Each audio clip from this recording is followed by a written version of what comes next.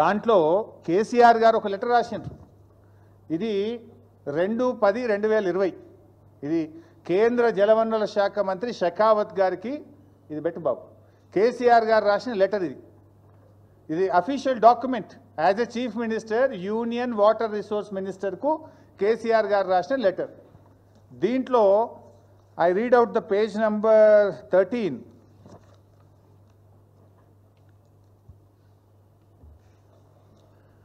In this context, it is worth noting that as per 53 years of Central Water Commission gauge records, at the last gauging station on Godavari River, at least 3,000 TMC of water flows into the Bay of Bengal. After the utilization of both the states of Telangana and Andhra Pradesh, the erstwhile state of Andhra Pradesh itself had allocated 65.13% of Godavari waters to Telangana region. The 3,000 TMC of water flowing into the sea annually can also be used on pro rata basis.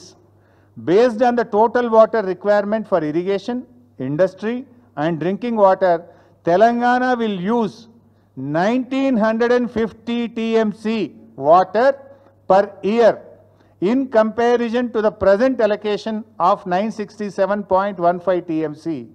The additional water will be required for meeting the water requirements of more than 1 crore population of mega metro city of Hyderabad, which also has 35 to 40 lakh migrant workers.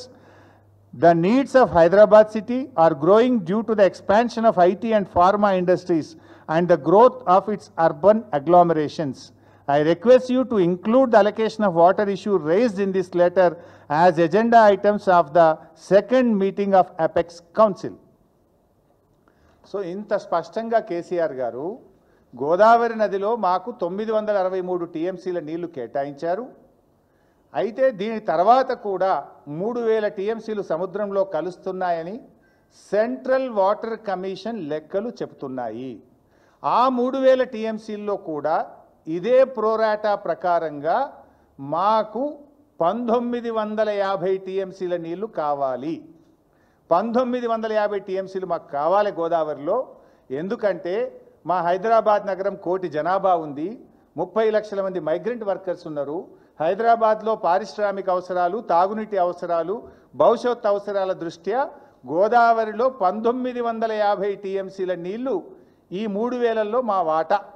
ఈ 3000 సముద్రంలో కలిసే దాంట్లో మా లెక్క 1950 టీఎంసీల నీళ్లు ఇవి మాకు ఇవ్వాలి అని కేంద్ర జలవనరుల శాఖకు ఆనాడు కేసీఆర్ గారు రాసిండ్రు.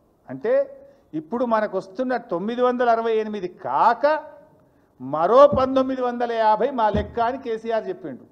రేవంత్ రెడ్డి ఏమంటుండే 1000 ఇచ్చి మొత్తం తీసుకో, 1000 ఇచ్చి మొత్తం తీసుకో. కేసీఆర్ చెప్పింది ఏంది 1950 ప్లస్ 968 మా లెక్క అని చెప్పిండు కేసీఆర్. మరి రేవంత్ రెడ్డిని ఇప్పుడు ఎవరు అప్పచెప్తున్నట్టు? బనకచెర్లకు ఎవరు ఈరోజు దాసోహం అవుతున్నారు? Is it not the official record mister Revanth Reddy? తెప్పించుకోండి ఈ ఆఫీస్లోకి వెళ్ళి. ఇది కేసీఆర్ గారు కేంద్ర జలవనరుల శాఖకు రాసిన లేఖ. నువ్వేమంటావు 1000 ఇచ్చి మొత్తం తీసుకో. 1000 ఆనిచ్చేది ఏందండి? ఆల్రెడీ 968 అలొకేషనే ఉండే మనకు.